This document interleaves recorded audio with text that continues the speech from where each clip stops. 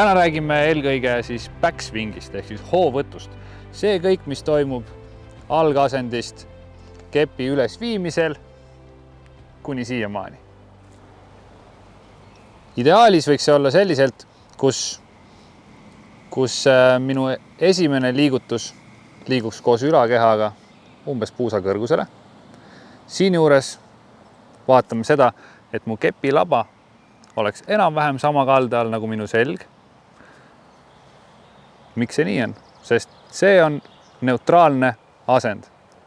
Kui mul oleks see kepilaba kallutatud rohkem allapoole, tähendab see kinnist ehk vasakule poole suunatud laba või siis vastupidi lahtist ehk siis paremale suunatud kepilaba. Ja siin alla tulles sellise kepilabaga me tõenäoliselt lööme kõik need pallid sinna paremale.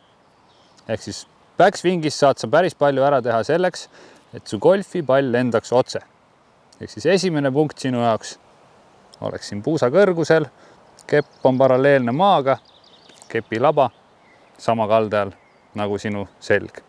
Siit edasi tõstad käed õla kõrgusele, hoiad oma vasaku käe küünarnukist enam-vähem sirgu ja katsud jälgida, et sinu ranne ei tekitaks väga suuri nurkasi, ei ühtepidi ega teistpidi, et oleks enam-vähem sile sinu käe varrega.